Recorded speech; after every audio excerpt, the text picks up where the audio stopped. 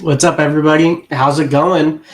I am back on this glorious day, if that's the right word we want to use it. Man, it's been rough out there, guys. It's been kind of crazy. I think the title says it all. Says it all. Big oof. But yeah, I mean, hey, can't laugh about it. What can you do?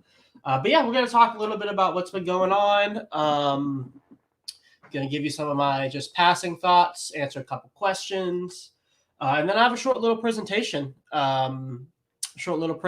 For you guys just about liquidity bonding on PulseX.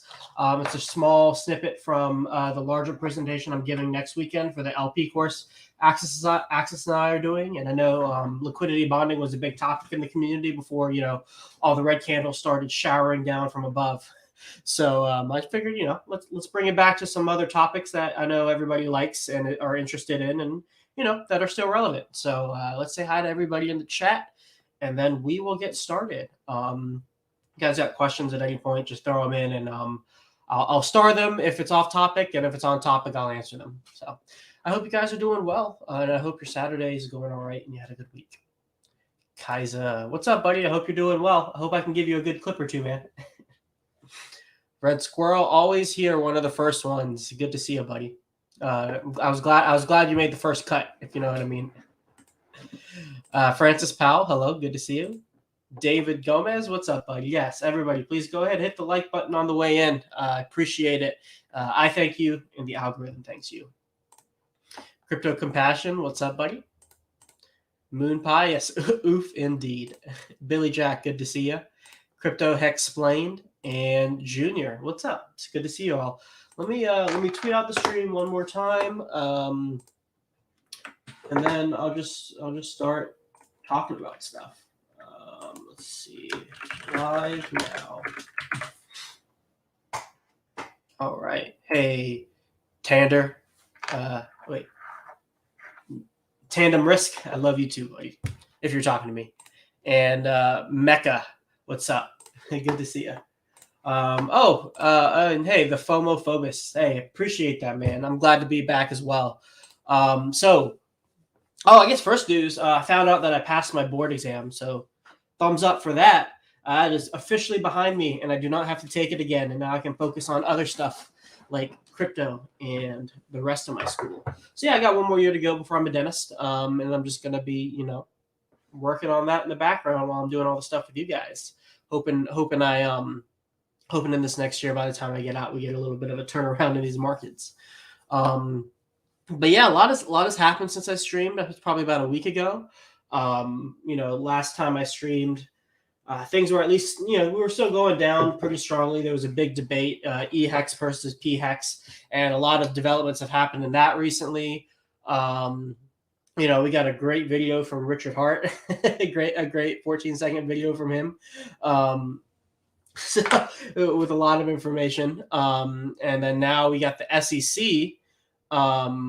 We got the SEC going after, I think, Coinbase and Binance and a couple other specific projects, trying to classify them as securities. So, and I think a lot of what we're seeing right now is a lot of fear from those increased regulations from the SEC, as well as uncertainty in terms of on and off ramping. So like Binance obviously is a big on and off ramp for the whole world, and then Coinbase is a big on and off ramp for all of crypto. I actually haven't seen Gemini on there. I feel like there was something with Gemini not that long ago, but I should check to see if they are still a viable on and off ramp. But essentially, with on and off ramps being kind of up in the air and under regulation, as well as I believe Binance was looking to on June something, they're going to sell all of the coins that are being investigated by the SEC to be securities. They're just going to sell them into stable coins. It's creates uncertainty, and people probably want to exit and get whatever cash they can in their bank account.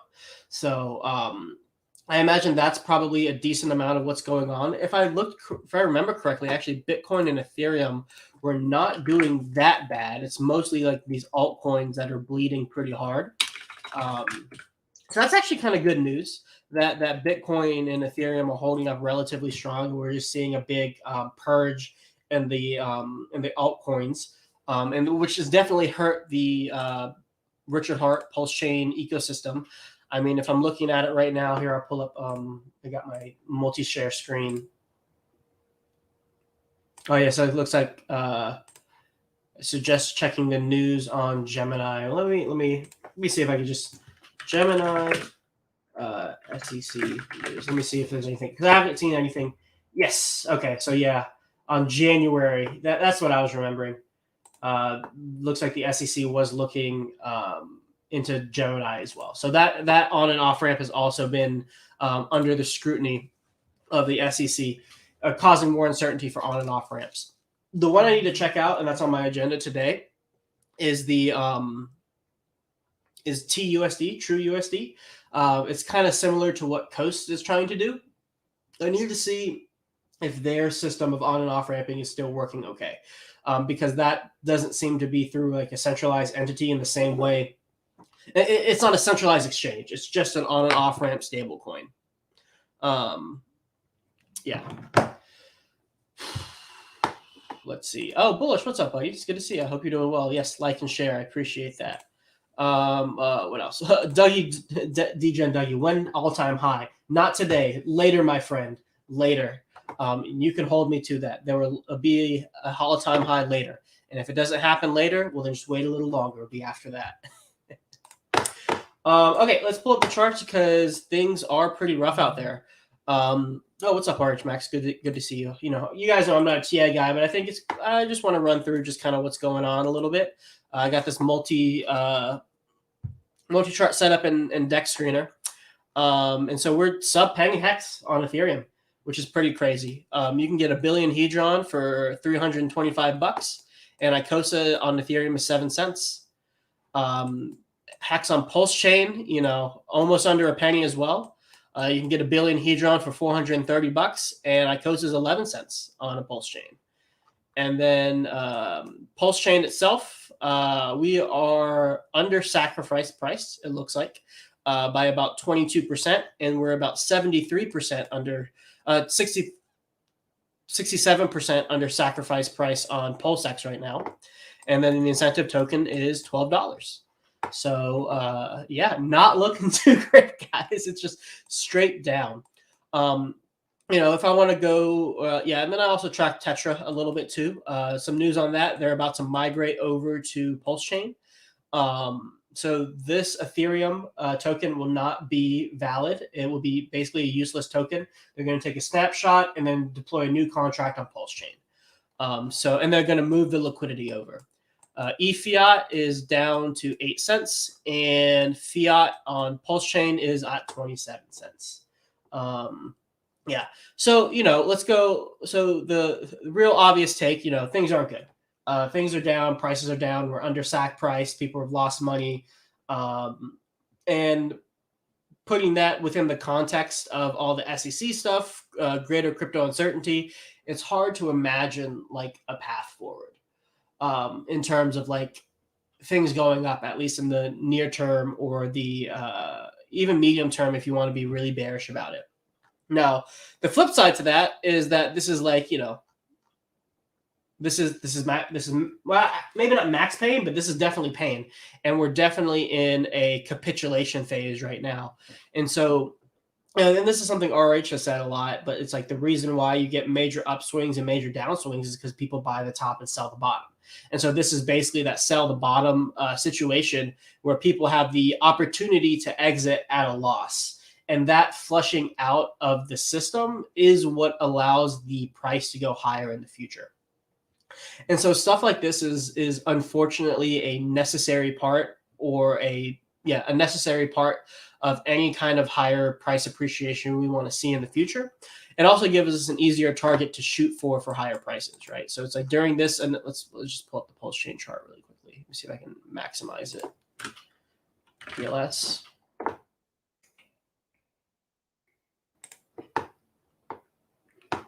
Yeah, so it's none and no. So it's like, you know, in this stage right here, this was the pre-bridge stage.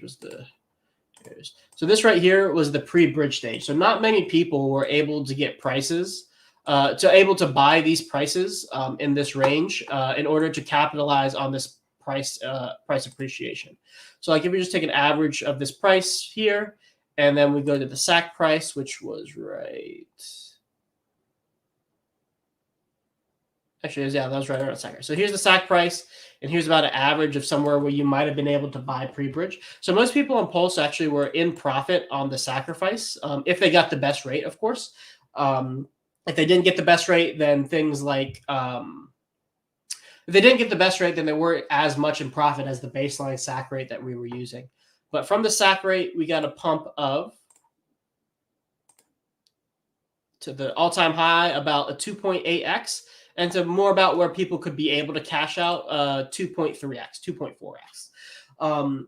And so, you know, if you didn't get into the sacrifice phase, you really were not able to capture that very well. And if you did not bridge over quickly, you also were not able to capture that price appreciation. It was very, very difficult to be able to win in Pulse early on unless you got into SAC, which was 2 years ago, or you got lucky and bridged in early. But what's different about now than before is that people actually have the opportunity to bridge in and buy these lower prices because the bridge is basically, you know, fully open. If you go to pulseburn.com, great website if you guys haven't seen it yet, and we go to bridge, you know, we're at 99.5% of the deposits being bridged over. So, you know, you can probably get it within an hour of your bridge. So anybody who wants to actually buy these prices is technically able to, as long as they have the cash. And so from here to an all-time high, if to say we would turn around immediately, you know, you would actually get that, you know, 2 to 3x right there to an all-time high. So more people are able to capture larger price appreciations whenever this thing turns around versus before, when the only people who were able to be able in profit were the people who were inside earlier. And there was something going around, at least in the PulseX. PulseX, I think it's still the dollar value, but there were people who were buying who sacked like $100,000 for PulseX and then sold it for like 60, 70,000 in stables. And so that's the kind of capitulation that we need to start seeing to transfer and distribute these coins to people who at least have a longer term vision, or at least want to capture prices within, at least capture a range, a 2 to 3x range from here. The PulseX sacrifice, PulseX price being below by this much under the sacrifice is pretty crazy. I think we got a 30% increase on the SAC price. So really, very few people have been in profit on PulseX this entire run up because again, this area right here was very difficult to capitalize on unless you were able to bridge in earlier. But now we're approaching that zone again with an open bridge. So if you guys were looking to accumulate, you know, this is a tweet I got from Westcott. He posted a cool little tweet just about, you know, how to focus on your DCAs or like having goals. And again, I really like these what's the word I'm looking for? These aquatic animal leagues that just represent a certain percentage of the supply. And so right now, I believe this is updated. Let's see, go back. It is actually not updated. I believe it is more. These prices right here are higher than the current prices. So it actually takes less money than what you see here to get this certain percentage of the supply. And so basically, and this is the way I like to frame when I'm accumulating a token, I usually see, okay, how much dollar value do I have that I'm able to allocate to this specific position? And then like, what's a good total supply of that ecosystem or that token that I can receive from that allocation amount? And the reason why I like it is, one, because it gives you a goal. And a goal really helps you frame things and motivates you to be able to actually put the money in and accumulate. Two, it feels good. You know, achieving goals like literally feels good from a like a behavioral feedback, behavioral reward perspective. And three, you can look at price performance of successful cryptos and see exactly where your token allocation lies on that continuum of success. So the example that I always use is is a squid in Hex, which is 100 T-shares. And 100 T-shares, I think even at these prices, is still relatively hard to obtain. So at one point, it was really easy to become a squid. People were making stakes less than 100 T-shares, basically. And so, but at some point, 100 T-shares became completely unattainable to the average person. I know for me, when I was first getting in from the run to 3 cents to 50 cents, there was a 0% chance I was going to get 100 T-shares at any given point in time, just because I didn't have nearly enough capital nor the income to be able to reasonably achieve that goal. And so to me, what that showed, as well as seeing the amount of money the squids got, which was in the mid to high 6 figures, even low 7-figure range, that was kind of like the minimum amount you needed to reach the first level of escape velocity. The dolphin class really is the one that reached full escape velocity if you're able to reach that. And so now we have these goals of how much of the token supply that we want to that we might be able to accumulate, and is a good goal to set relative to where the price is at. So if we look at a turtle position, it's 15.1 million, and let's just see how much that would cost. 15, 1, 2, 3. So right now it's $1,300 to get a turtle position, which means it's $13,000 to get a squid position. And then in PulseChain,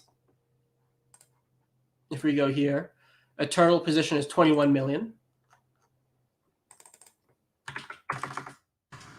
That's $700. So what's interesting about this is that it actually costs less to be a higher rank in PulseChain than PulseChain right now. And so $7,000 gets you that dolphin position, that squid position, and then 70 grand gets you that dolphin position. So interestingly enough, it is still really difficult to get a dolphin position in PulseChain and PulseChain despite this major dip. And to me, you could actually spin that either way. One, that means we might see more capitulation. Like maybe you assume that you need to get down to these lower levels in order to sufficiently redistribute. The other way you could say is actually kind of bullish, that the price is still holding up fairly well, in that it still takes a decent amount of economic energy to accumulate a large percentage of the supply fairly easily. But yeah, I really like to use these metrics as to figure out, okay, where exactly can I fall and what can I accumulate at these price levels, and then see do I need to wait for lower prices, or should I go ahead and spend a bullet now to get maybe halfway there? Maybe I can't get a full turtle position now. Maybe I don't have $1,300 or $700 on the sidelines, but maybe I have $300. And so it's okay, let me take that $300 and throw it into PulseChain, because I can get about 45% of the way to a turtle position in PulseChain versus PulseChain. I can only get about 20%. And so maybe I focus my capital on the thing that I can get the larger position in first. And then once I do that, I divert capital away to the things that might take longer. You could also flip that, like there is no right answer here. So you could also flip that to let me get the hard thing first, because it's more valuable and it's harder to get that position. And then let me go to the things that are less perceived as less valuable or more easier to obtain. So a really good example of this would be Hedron. We all know how much I like this token. And if we look at let's go to E-Hedron, Hedron on Ethereum, because it's actually, this is fine. Straight down, beeline to 0. What was the high here? Okay, so it had any. Okay, so if we look right now, if we go to hexmodel.com and we look at the total supply,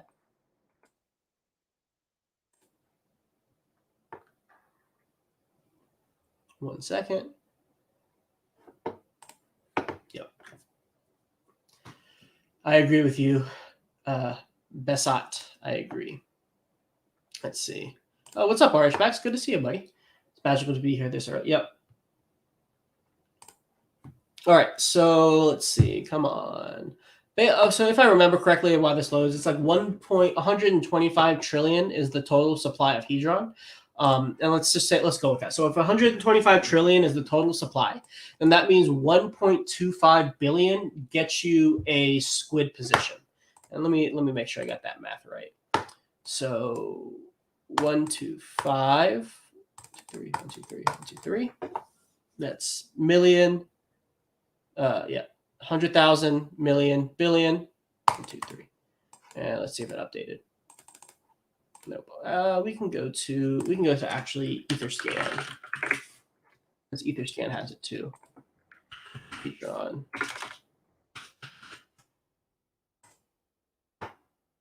$126. Okay, so I'm a trillion off, but what's a trillion? What's a trillion coins between friends?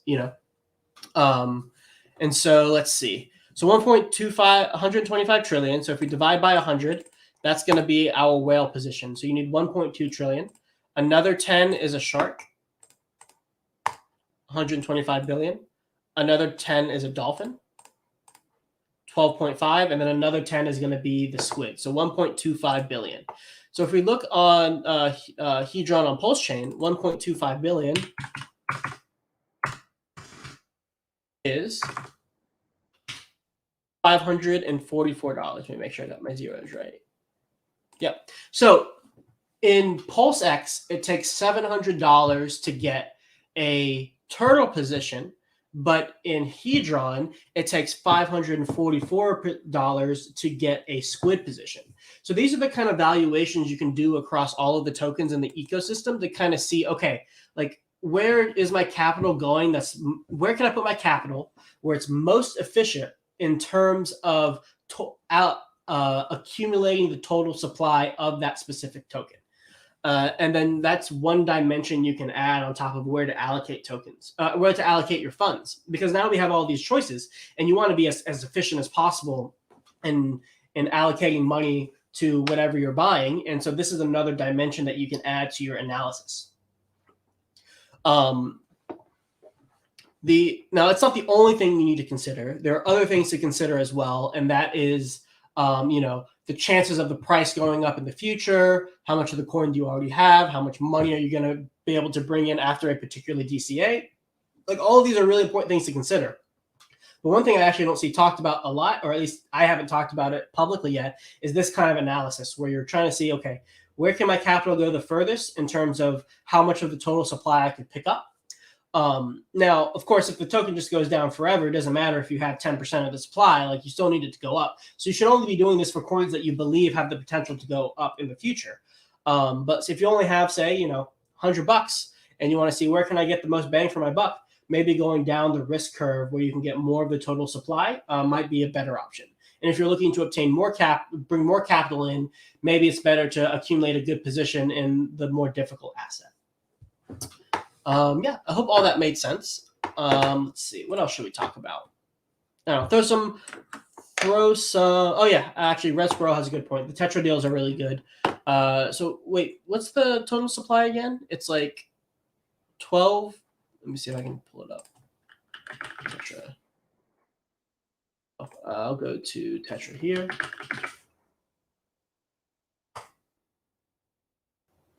Get the contract address.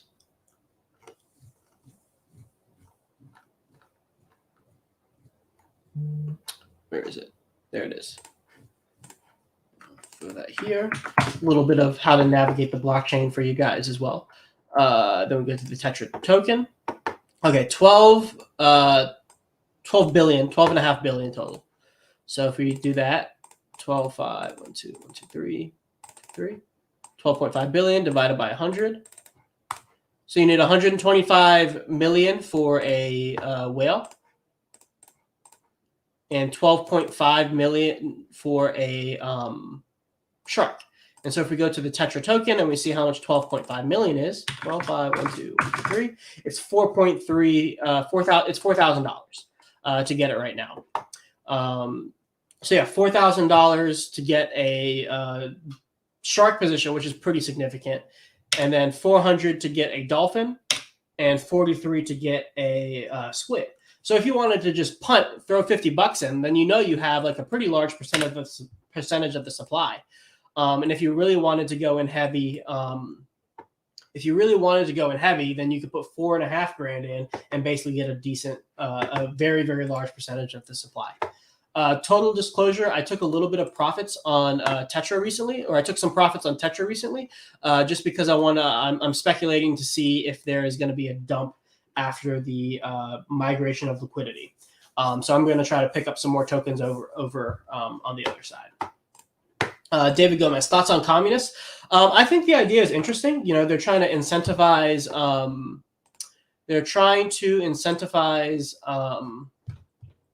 Staking behaviors that they deem as the best, which is native stakes and long-term staking.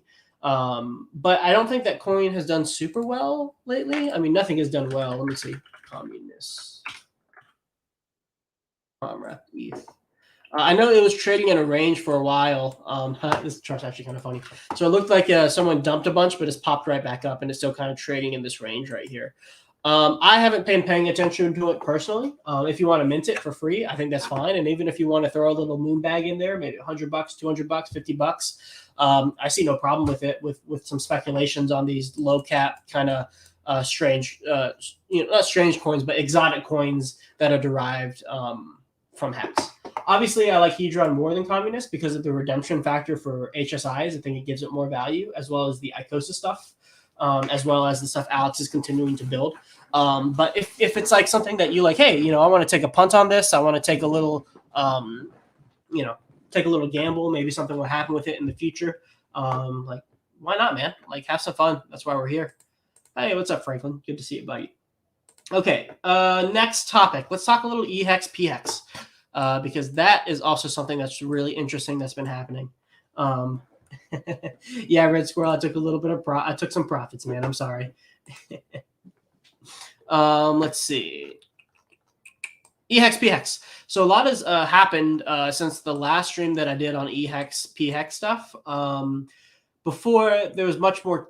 There's still a lot of tension, but the main development that happened was the God Whale sending 800 million hex to the Bank X sacrifice, ending that sacrifice, and then basically giving them a very, very large control, a very large amount of hex at the current price levels. And so that has, the death to E-Hex, only P-Hex camp, that has given them a lot more fuel and a lot more confidence in their position to completely abandon E-Hex and the Ethereum assets and move completely over onto PulseChain. And I definitely see where they're coming from. Like, having 800 million hex into a sacrifice wallet where they probably will dump. And if the last I checked, they did dump 20 million and are looking for an OTC deal of some sort. That's definitely not good. It puts a caveat on if you're looking to accumulate that token, in that you're probably going to want to wait for them to exit their position or buy when they're doing large exits of their position. I know if we look at the chart of Hex on Ethereum, looking at E-Hex, let's see, that's not what I want. Hex.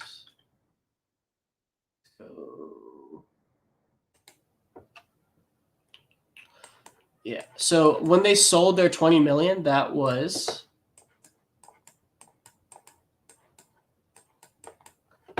here's the chart. So that was this area right here. Where is it? That was this area right here.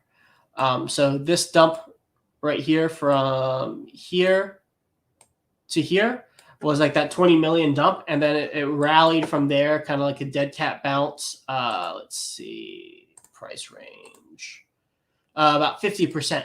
And so like that's kind of a thing when you see large dumps like that in big orders, typically there's some kind of rebound.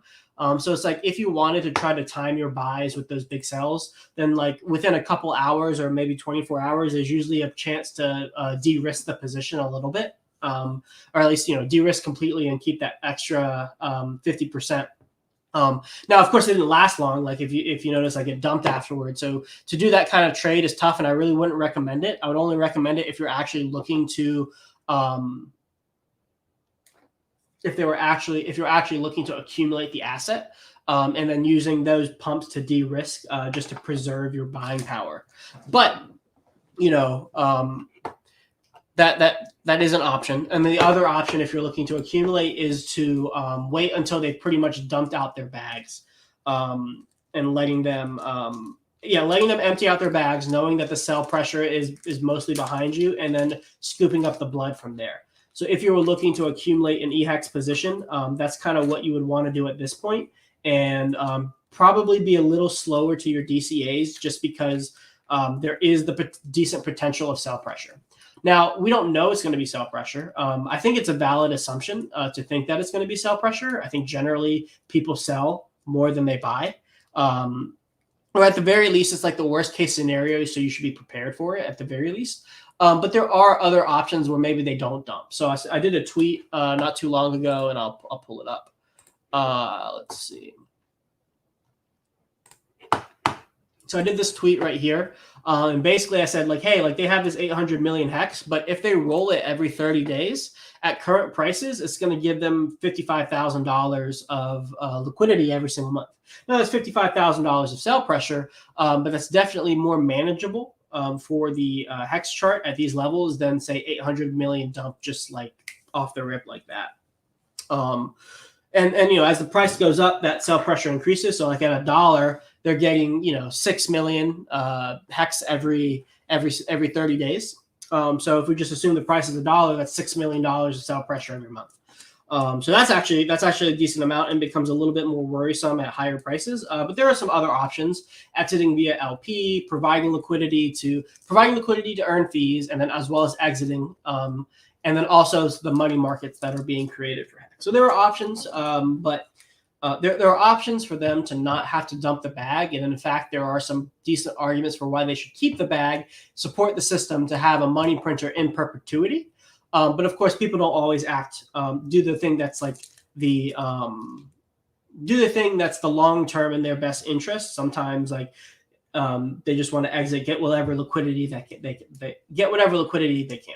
You know, and that's you know, you can't blame somebody for that too much, especially in these market conditions. But if you're looking to accumulate E-Hex for whatever reason, be aware of that. I would watch that wallet closely. I don't. Let me see if I can find the BankX wallet because I know somebody in the chat was asking for it. Yeah, Paul Sachs. Let me see if I can find it.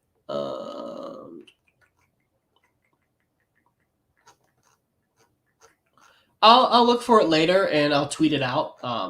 So keep an eye on that tweet if you want to look for the address. But I know the Igloo Bamboo, I'll throw his Twitter in here. He had some tweets about it, so I think he has that link somewhere in there.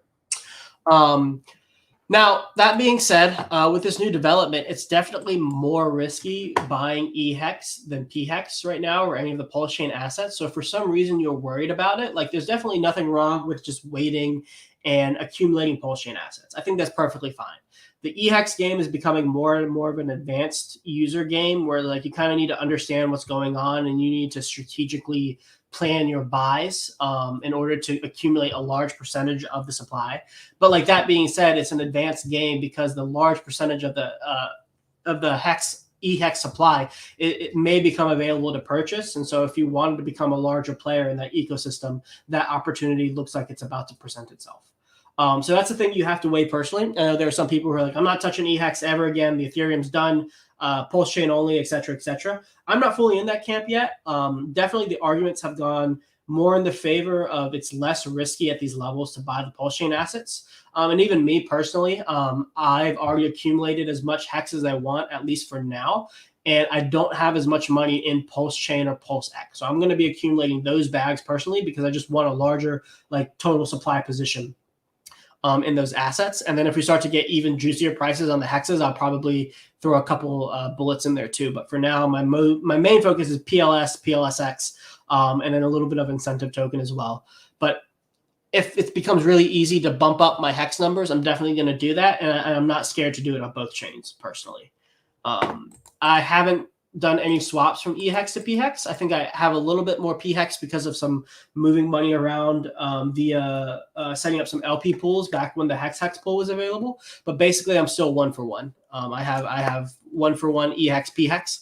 And if we look at the ratio, it's actually not that bad. I mean, to be completely honest. So I have a couple lines here drawn out. kind of to show you my personal opinion of what the ratios of E-Hex, P-Hex could be. And this was even before PulseChain launched. So right now the blue line is 1-to-1. Each of the orange lines is basically 2-to-1. So down here you can get 2 E-Hex per 1 P-Hex, and up here you can get 2 P-Hex for 1 E-Hex. And so right now we're at about a 36% discount. So you could put in 1 E-Hex, 1 P-Hex, 1 E-Hex, and you would get 0.64 P-Hex back. And to me, that's actually not that bad with all of like the crazy amount of news that's gone on that's like in the favor of P-Hex. Like this could easily be like 3-to-1, 4-to-1, very, very easily. And my thoughts going into the fork was that we could see a range of 2-to-1 in both directions very, very easily. So like plus or minus 100% in the E-Hex direction or the P-Hex direction. Either of those are actually fairly reasonable in my opinion, and are totally within the realm of possibility where it still isn't that definitive on which one has completely won. At least in the short term, like P-Hex is winning, definitely. But like anything within this 0.5 to 2 range, like to me is kind of normal, honestly. Once we start bleeding below, if we ever start bleeding below here, then like that becomes more, well, two potential options. Deep value, if you want to spin it that way. And then the other option is E-Hex is dying relative to P-Hex. And then you also have the other possibility of woo, Sonny would say, woo, flying straight up, baby. Then that would be the other case. So we don't know. I actually am not sure. Buck from Fiat had a very interesting take on like what potentially the God whale was doing, and that was like quote unquote poisoning the well. That was poisoning the well of E-Hex, basically saying like, hey, like I'm giving these coins to an actor that is going to dump them to disincentivize anybody from holding it and disincentivize anybody from buying it. And that way it becomes easier for people to move over to the PulseChain side of things. There's definitely some legitimate logic to that. And that would be an interesting manipulation play by the God whale to do that. I don't know if that's actually true. Because the God whale does have a history of participating in less than reputable stuff. So like there were like these BitConnect people back in the day who got a decent amount of hex out of the God whale. I know the God whale's participated in a bunch of other sacrifices. So like participating in stuff is like kind of the God whale's MO. With this much weight, I don't think it's happened before. But we'll have to see how it plays out. If you're more risk adverse, I just advise staying away from E-Hex. If you're looking to accumulate a large percentage of the supply, that opportunity may come in the near future. I'll definitely be looking for an opportunity to get a decent amount of E-Hex, but I'm still holding out a little bit for lower prices. And if it's and if we don't get them, I'm very happy with the buys that with the amount of bags that I have. So that's a little overview of the E-Hex, P-Hex stuff that's been going on. Let's see. Let me think. What else is there to talk about in terms of PulseChain stuff?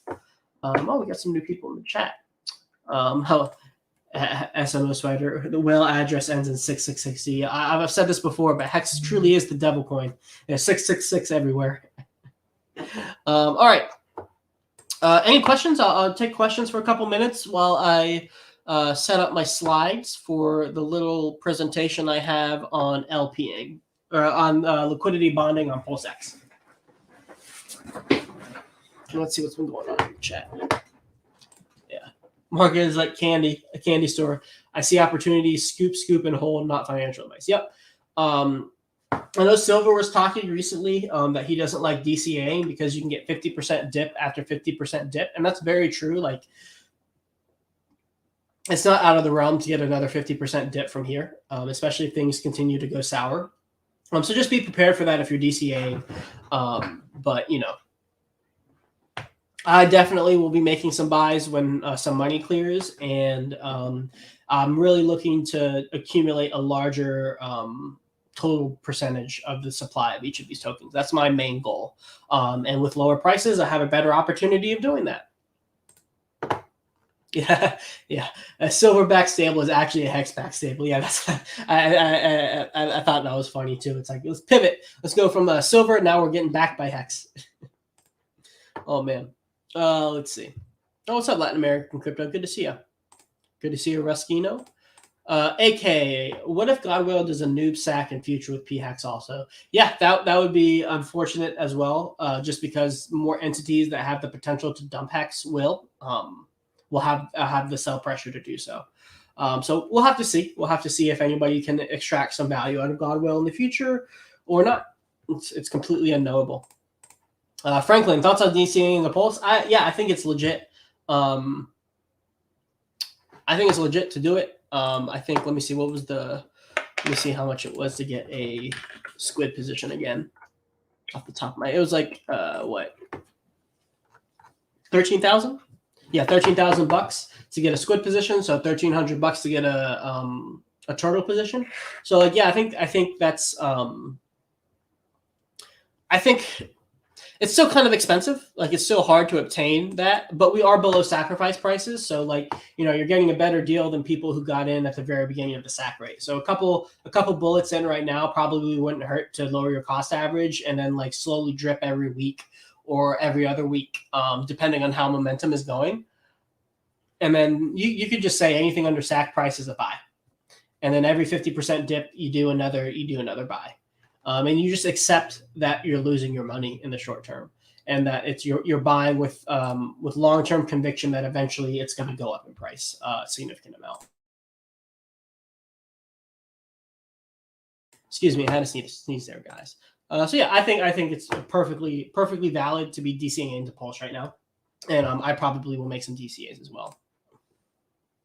Yes, this is exactly what I was saying. So if you look at the chart, it really doesn't look like there's like a major winner or a loser. It looks like kind of natural price action that you would have expected pre-fork.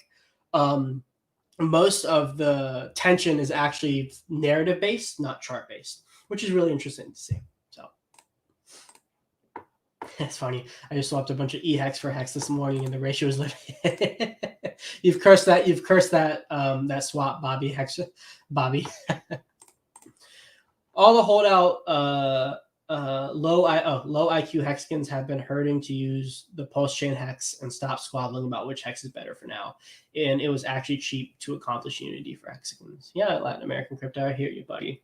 I personally don't want E-Hex to die. I think it's bad marketing, honestly. Like, I don't think it's good to let something completely die from an optics perspective. And there are other reasons why too, but I think it's best if everything does. I wonder, is it better to sacrifice a couple X's for more stability across the system and better optics? Or is it better to squeeze out a couple X's? Like, I actually have to think about that through, because like we're always, of course, we're here for mad gains. And so we want more money, more X's. But like, what if those X's are too volatile for most people to obtain? What if, like, because all the energy goes into one place so fast, it's harder for more people to get it? That's just some like thoughts in the back of my head I haven't really thought through. I don't know how legit they are, so don't hold me to that. But yeah, there's definitely more to think about and more to talk about. Let's see. Do you see Pulse and PulseX at half a cent someday in the bull, or with well and sharp sacks, is it too much sell pressure for a long time? I don't think it's impossible for both of them to get to half a penny, if not a penny. PulseChain more likely than PulseX, obviously, because there's less supply. But that is a lot of sell pressure. Like, once we start to get into those ranges, like, it's time to be like, party's over. Let's pack the bags up a little bit, because of the exact reason you said. There's just a lot of sell pressure. So like at those ranges where like the probability of the 80 to 90% dip, even a long bear market that we're seeing, long drawn out bear wave that we're seeing right now, all of that becomes more on the table once we start to get to those higher price ranges. Yeah. There's nothing wrong with swapping and adjusting your position according to what you believe the risk is of each of these assets. And if you want to completely swap out of E-Hex, I think that's perfectly valid too. I know some people were saying, I think it was Buck. He said, like, if you guys ever let it reach to like 4-1, if you can get 4 E-Hex for 1 P-Hex, then he's definitely taking that opportunity. So don't let it get too far down, guys. You're going to give all your tokens to Buck. Maybe should have talked about this. I'm looking to know when my LP fees are added. Are they added instantly to the current pool I'm in, and does it allow me to gain market share the longer? Okay, that's a great question, Joshua. So first off, it's V2 versus V1. You need to be providing liquidity in V2 on PulseX to be able to get that those fees. And the way the fees work in a Uniswap V2 system on the PulseX V2 side, a lot of versions here, is that the fees are automatically added into the liquidity pool as reserves, so as liquidity. So if I make a swap, I'm buying Hex with Pulse, that Pulse that I'm sending out as a fee gets added to the liquidity pool. And the tokens that you receive by being a liquidity provider, you just are entitled to a larger number of tokens because the total supply of the liquidity has gone up. So say I have 10 tokens, 10 liquidity pool tokens, and you have 10 liquidity pool tokens, and there are 100 tokens in the liquidity pool, just for example. So we're both entitled to a 50-50 split.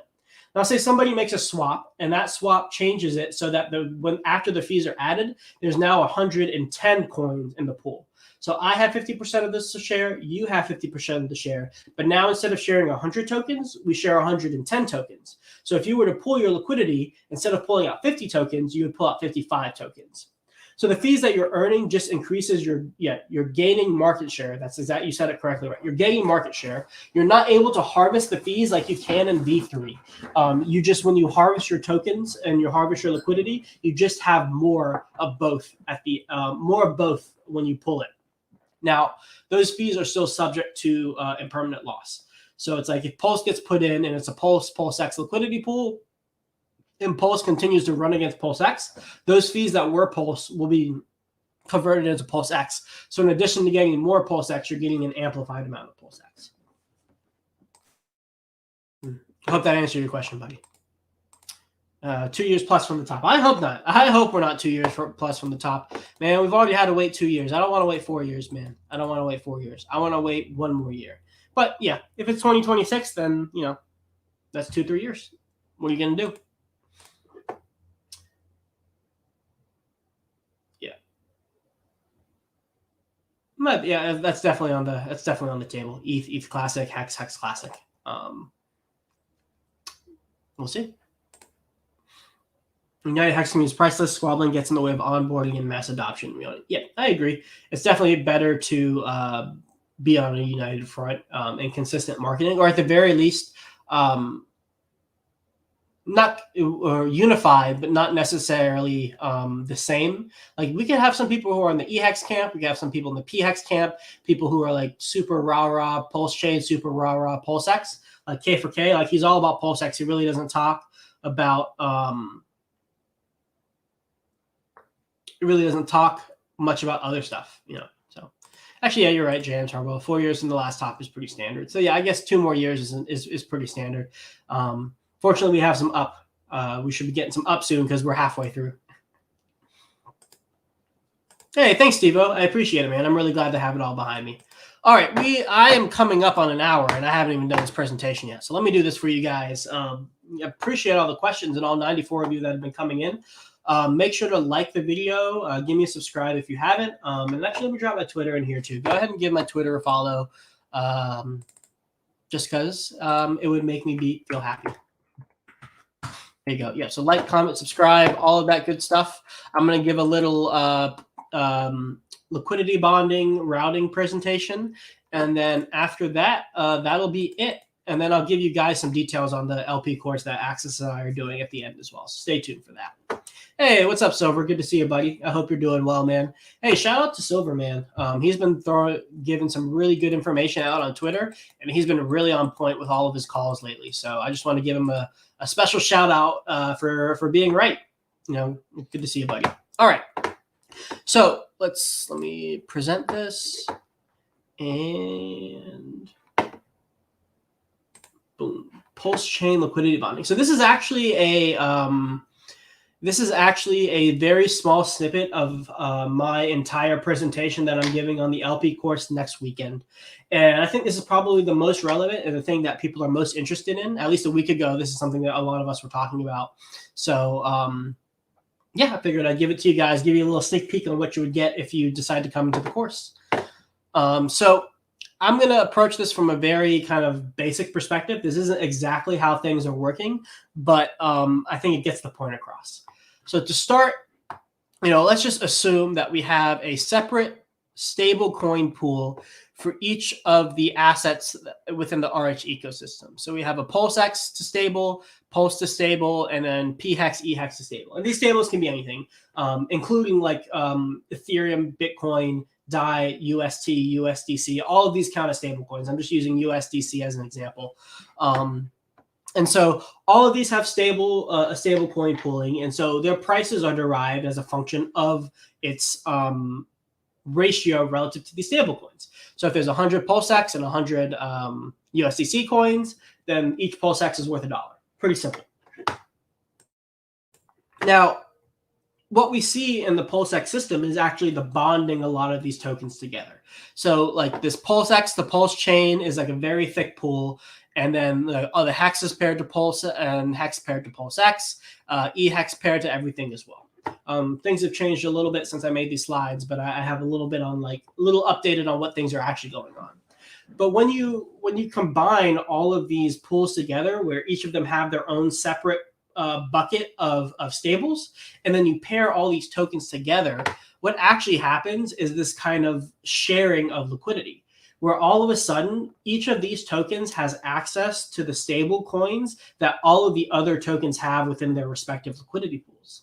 So if you're swapping within any of these pairs, or you're making a buy or sell in any of these pairs that I have listed up here, you actually have access to the liquidity and the stables, the things that give all of these tokens backing just by holding one of those tokens. And so I like this image right here because it's kind of like a hot air balloon where they all kind of rise and fall together, kind of based on the weight of the stables that are in this system. Yeah. So the reason why we have this kind of liquidity bonding is because of the incentive token. So the incentive token is the incentive to get people's liquidity into these pools to create this liquidity bonding. And by doing that, we are allowing all of the liquidity, and really specifically the stables, the ETH and the wrapped Bitcoin, we're allowing all of these tokens to be shared amongst all of the tokens within the system. And so if you're looking to exit, say, your PulseChain position, well, you're actually able to get access to some of the liquidity within PulseX or E-Hex or P-Hex.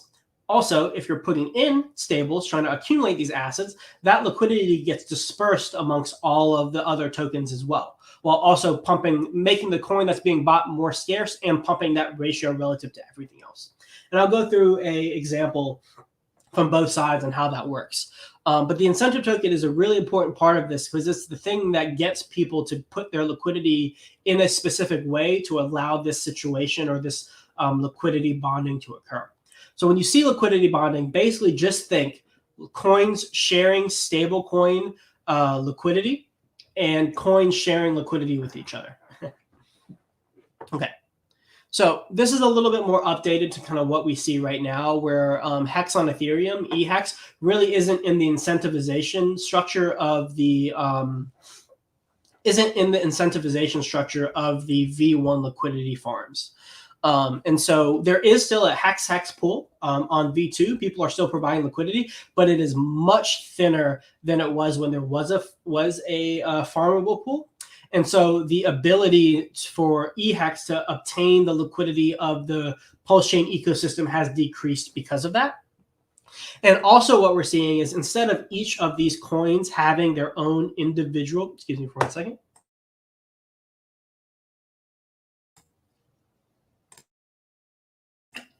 Instead of each of these pools having their own independent stable coin pool that is incentivized, all of the stablecoin incentives are tied to Pulse.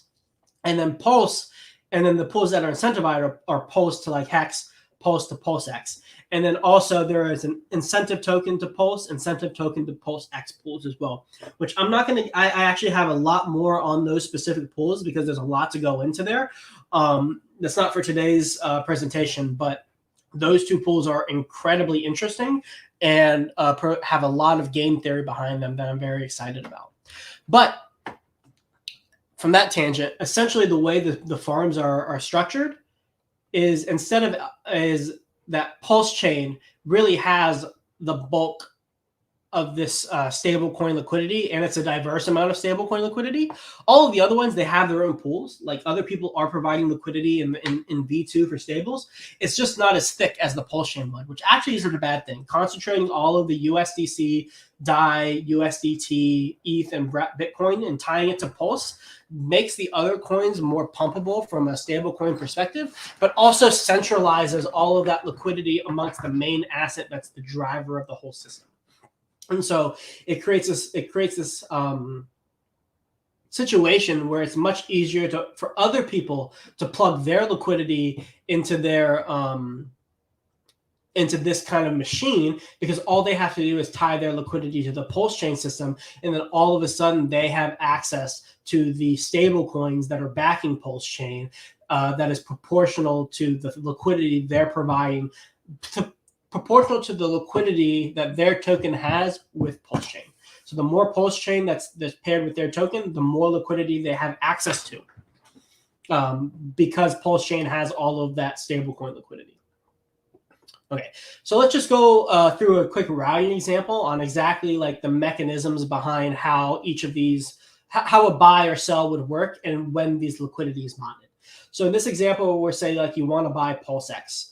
And if you wanted to buy PulseX, say with like 4 USDC coins or like just 4 units, we'll divide the bag into 4 different sections. Well, the first one is going to obviously just go straight into the PulseX USDC pool.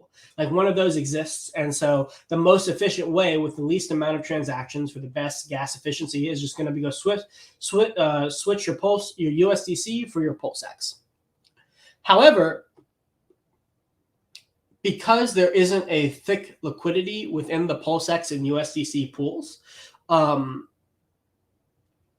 a lot of slippage can occur if you're coming in with a lot of volume. So say you're coming in with $1 million. Well, probably not all of that's going to be routed through this pool, because if it did, you would experience 70% slippage. And so what's going to happen is that the other coins are going to get routed through the other pools that are tight in liquidity to PulseX so that you get better order execution. So the 3 pools that we would look at is, PulseChain, E-Hex, and P-Hex. And the reason why these 3 would be used is because a lot of them would probably be paired to PulseX. Now, the one that's going to be done the most is actually PulseChain.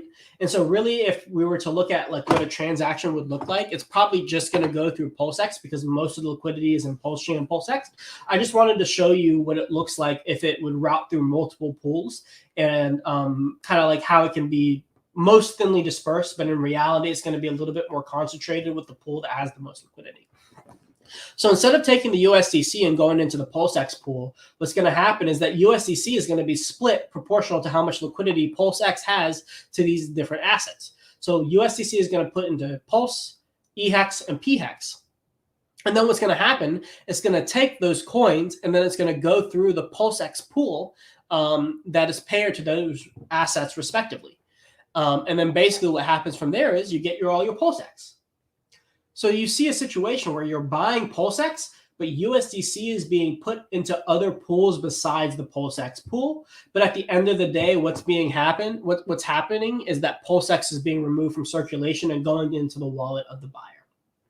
So USDC is pumping all of the assets, and PulseX is being removed from supply, becoming more scarce, and the ratio of PulseX is being pumped to the other coins. So even though the other coins' USDC value is being pumped, PulseX is still being pumped relative to those coins. So it's still getting the value of that USDC, even though the USDC isn't directly going into that pool.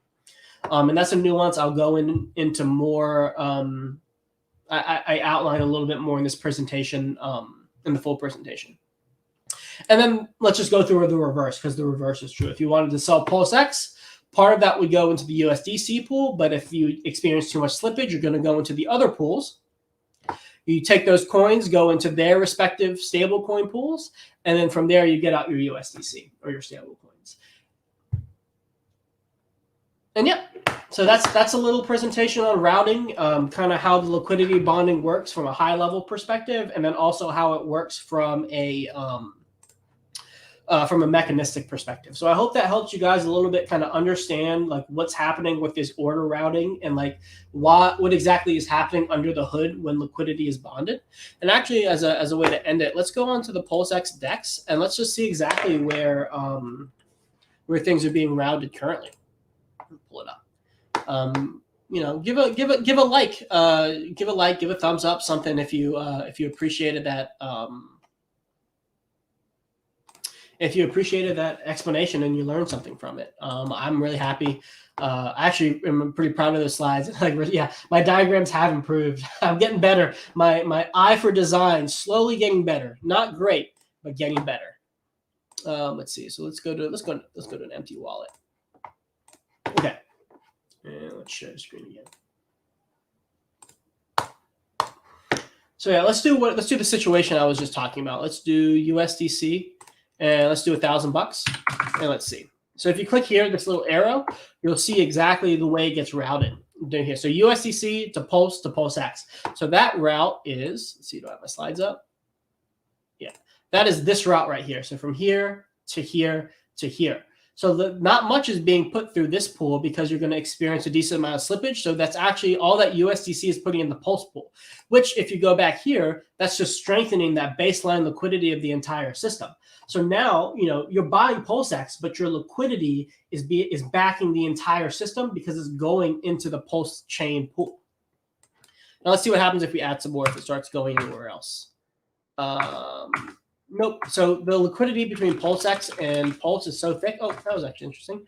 So at $100, this is interesting. You go from USDC to Pulse to the incentive token, then to PulseX. So at these lower ranges, it's looking like, oh, $1,000. Yeah.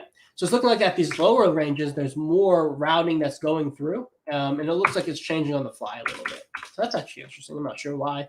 At $1, you go through the hex pool. But yeah. So if you want to see the way your coins are being routed, this is kind of how you would do it.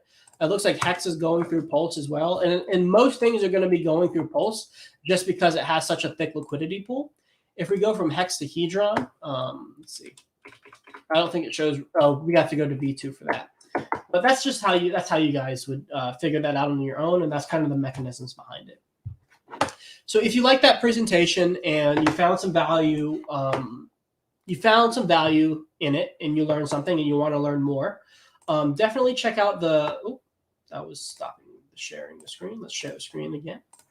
Definitely check out the LP course me and Access are doing next weekend.